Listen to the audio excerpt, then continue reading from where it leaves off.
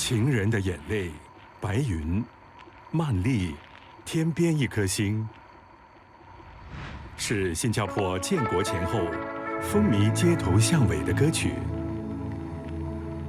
一代歌星潘秀琼、秦淮、黄清源、吴刚，以他们独有的演绎方式，让自己的歌声成了几代人的共同记忆。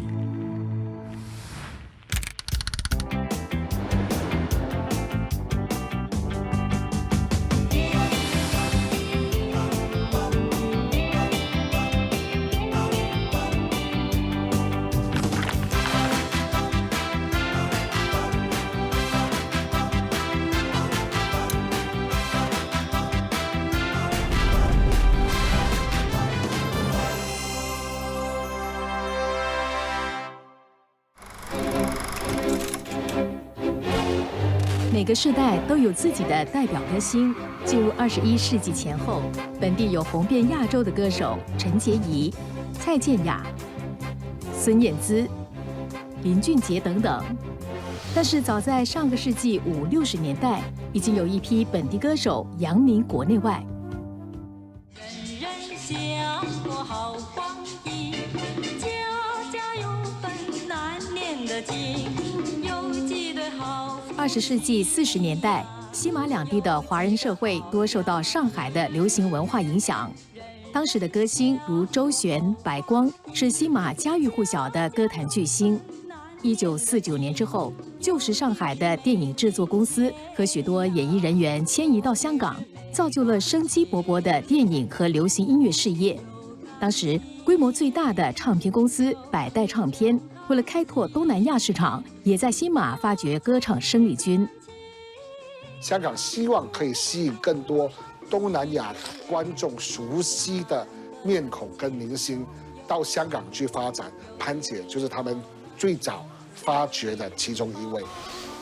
潘秀琼童年出道，在吉隆坡登台唱歌，16岁受邀到新加坡发展，开始她成为一代歌星的旅途。别靠着有金钱呀，就上了好感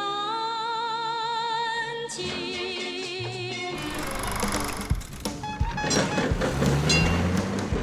50年代的新加坡战后重建，百业待兴，靠着港口的优势，经济开始复苏，娱乐业也蓬勃了起来。当时的歌台是大众的主要娱乐场所之一，马来亚各地的歌手也来到新加坡发展。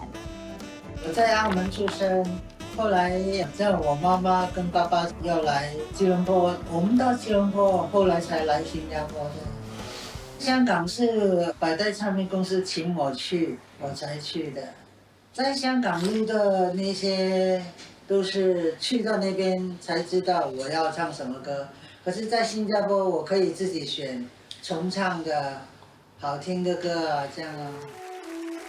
在50年代，潘秀琼已经被誉为低音歌后，和崔萍、顾媚、静婷、潘迪华齐名，是香港5大歌后之一，也是当时百代唱片行唯一签下的西马歌手。当时南洋风在华语歌坛兴起，潘秀琼用她的低音声线，把南洋风情唱响到东南亚、香港、台湾等地。一曲《情人的眼泪》奠定了她在华语歌坛不朽的地位。只有那有情人，眼泪最珍贵，一颗颗眼泪都是爱，都是爱。我12岁就登台演唱，赚钱啊！唱一次忘记多少钱了，就是说赚了钱就还还给妈妈，妈妈给我1块钱，哇，很开心的，有1块钱吃东西。小孩子的时候很单纯啊。我来新加坡的时候，你们还记得那个杨佩云吗？她请我来这边唱。杨佩云是当时仙乐歌台的老板，这是战后1946年本地的第一家歌台。50年代韩战爆发，橡胶价格因为战事而大涨，带动了新马经济繁荣。歌台也因此大受欢迎。50年代新加坡进入一个战后复苏强力的一个时期，然后大家突然之间呢，就口袋也都有钱了，然后对于娱乐的消费呢，也就比较愿意花费。那同时呢，这些大老板哦，也都因为赚到钱了，觉得说，哎，自己不如也来搞个歌台。歌台一兴旺起来，很多马来亚的那些少女啊，要做歌星梦啊，就不要隔交了啊，会唱2首歌的都在歌台表演了。所以那个时候歌台多，歌星也多，是吧？水准就良莠不齐。到了后来，中国的歌舞团啊，他们来新加坡表演，来马来西亚表演，他们就不回去了，整班人就留在新加坡。这个时候，歌台的水平就提高了。那时候的歌台主要是在3大游艺场内：新世界、大世界和快乐世界。这些歌台包括香格里拉、百老汇、满江红、凤凤歌台等等。歌台兴起也挖掘了不少杰出的女歌星，除了潘秀琼，还有陈美光、庄雪芳等人。那是新马歌台业最旺盛的辉煌年代。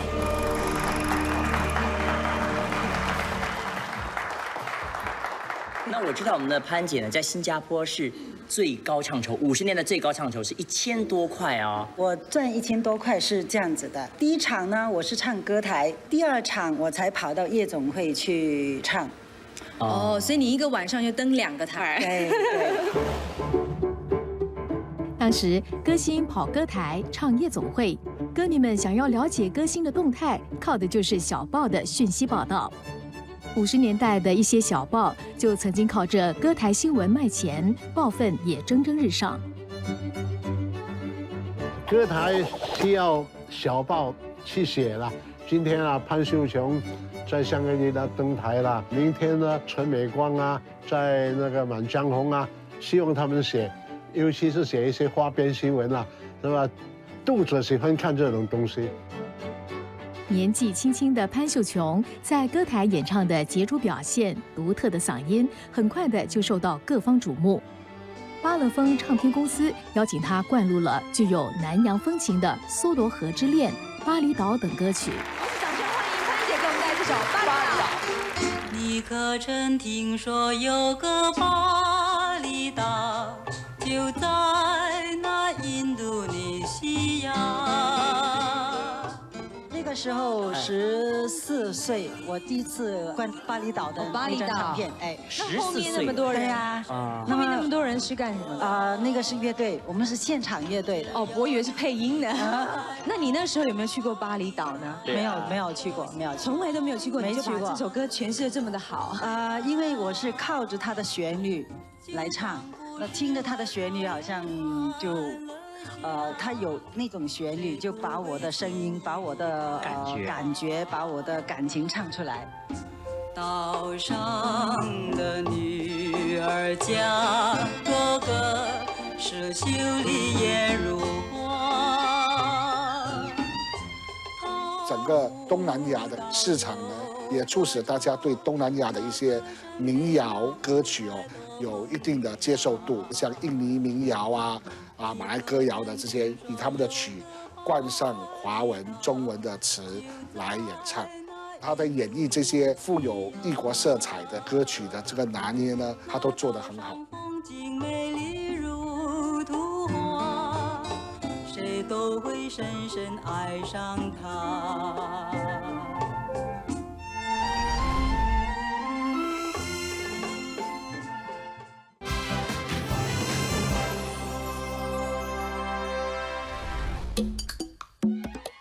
50年代初期是本地唱片业的萌芽时期，那个时候本地歌迷所听的是香港歌星如周璇和姚丽等的歌曲。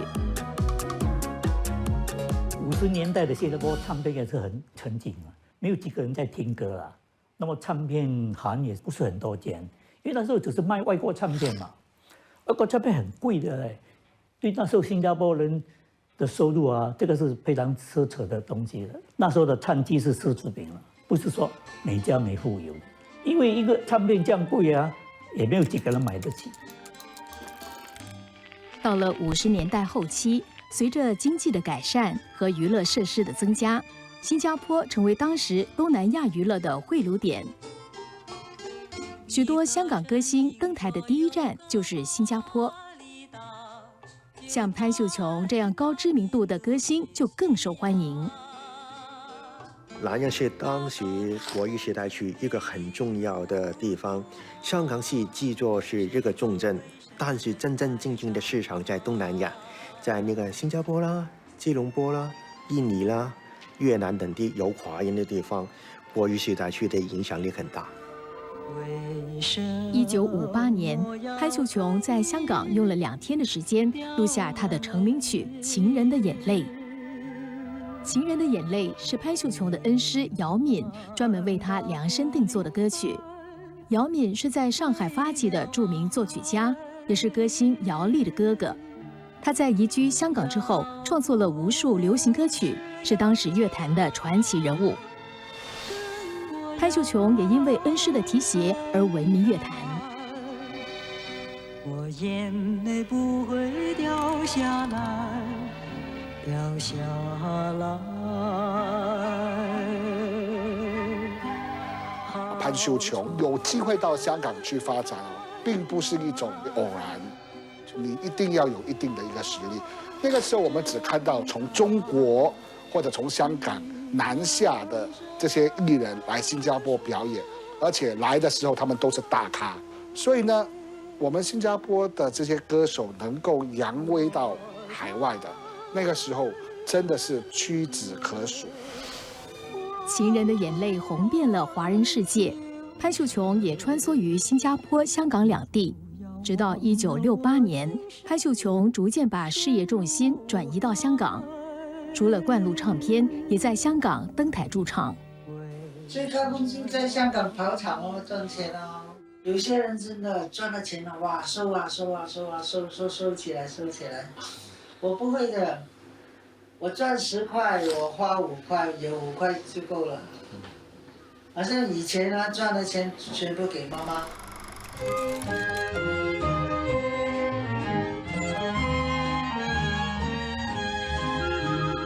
我是一只花美鸟呀，花美鸟，关在那鸟笼，多呀多苦恼。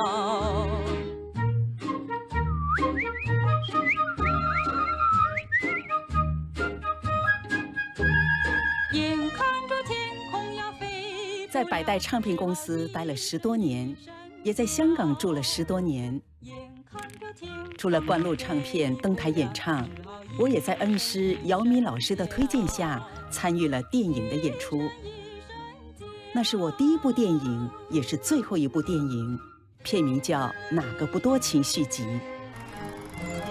我讲到那个拍电影啊，我觉得那个时候我真的很笨，好傻，那个样子。为什么？因为去拍电影所以很傻？不是，我本来那个样子都不像一个明星嘛，都没有那个明星的样子。潘姐，你谦虚啦，你不够漂亮。拍那部电影就是也是我的恩师啦，他就说，反正我都写那么多歌给你唱，不如来拍一部电影嘛。我说哈，拍电影？我怎么拍电影啊？他说可以了，可以。千万不要再给我添麻烦啊！姐夫，你放心好了，我可以发誓，绝不会给你们添麻烦。我没事绝不出去，空下来嘛就躲在房里看看书，睡睡觉，好不好？不是演员出身的我，唯一的困扰是拍戏时要被一大群人围堵。要演得好，又要演得逼真，真是让我站在镜头前又紧张又不好意思。我其实不是很喜欢拍电影，还是比较喜欢唱歌。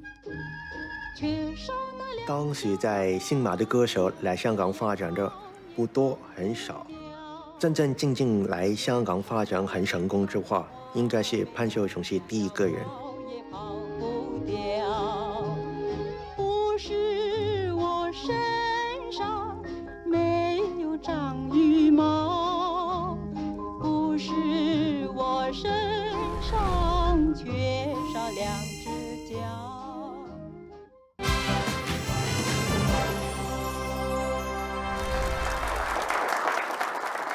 新系列《星星星》将会在后天，也就是星期天晚上7点05分，在第8坡道开始播出。你觉得那新加坡的年轻人的喜欢唱歌的人多不多？新加坡唱歌的人很多，我希望广播剧多给他们机会出来演唱。潘秀琼带着提携本地歌坛后进的想法，在旅居香港10多年之后，选择到当时的新加坡广播局担任歌唱班导师，第一次正式从舞台退居幕后指导工作。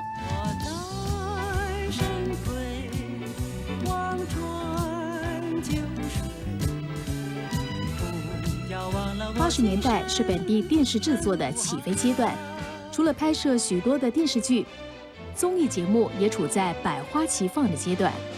那个年代呢，最红的综艺节目呢，就是《缤纷83》，是每一天都是直播的，然后节目内容也是很丰富、很多彩，所以很多人都很想呢，就是来到现场呢，感受那个现场的气氛。所以呢，他们怎么拿票呢？那他们就捡那个电视广播周刊上面的那个入场券，写下名字啊，然后寄来给我们。所以有时候呢，难免会有时候 overwhelming 啊，那个票就是邀请的太多了。就没有办法了，就只好挤到走廊看都有。除了周1到周5晚上的缤纷83时段之外，主要由潘秀琼的学生担纲上场的《星星星》是最受欢迎的节目之一。45分钟长的歌唱节目由潘秀琼精心策划。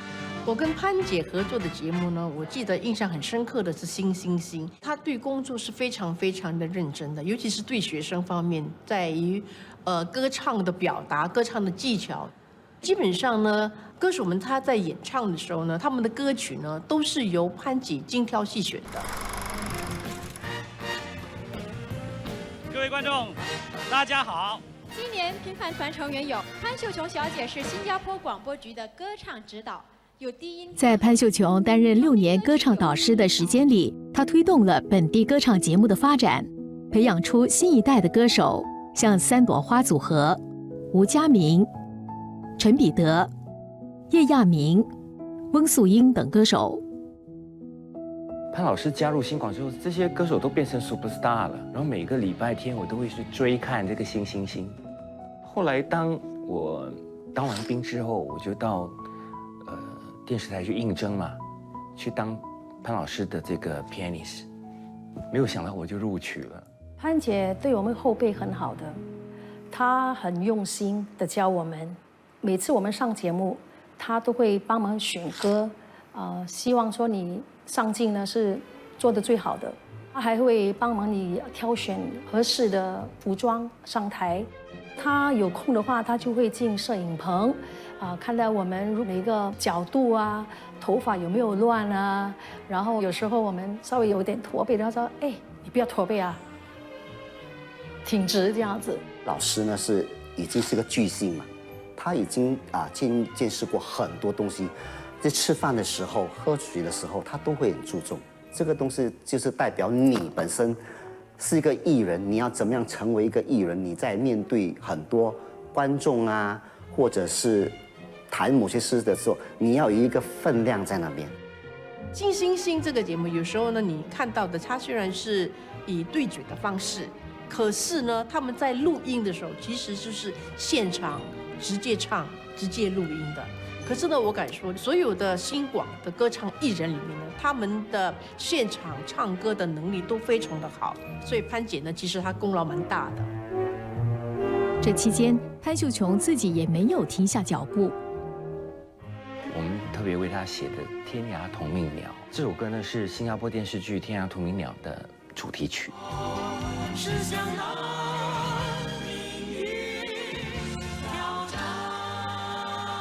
当然，在写这首歌的时候，我们是不断的在想他的嗓音，然后一边想一边那个感觉就来了。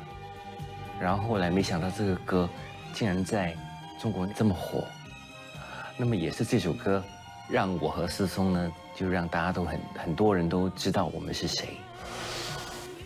在离开新加坡广播局后，潘秀琼受到当年副总理王鼎昌的邀请，协助策划演唱会。每年的劳动节，潘秀琼也受邀献唱。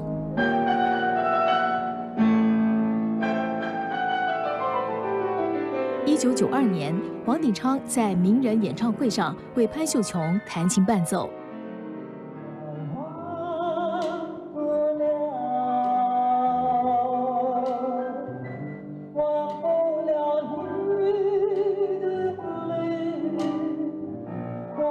潘秀琼的歌唱才华深受王鼎昌的赏识，在王鼎昌担任总统期间，潘秀琼也多次受邀到总统府查叙。他是一个很好先生来的。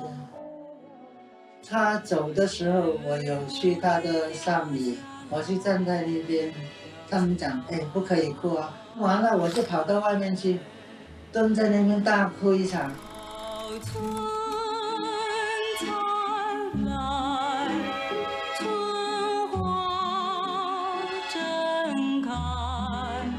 传唱超过70年的歌声依然在梁上回荡。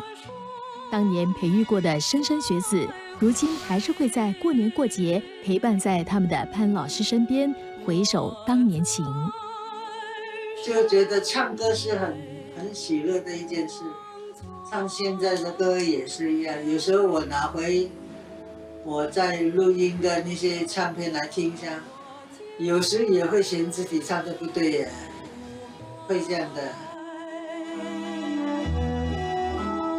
为什么要对你掉眼泪？你难道不明白？为了爱，要不是有情郎跟我要分开，我眼泪不会掉下来，掉下来。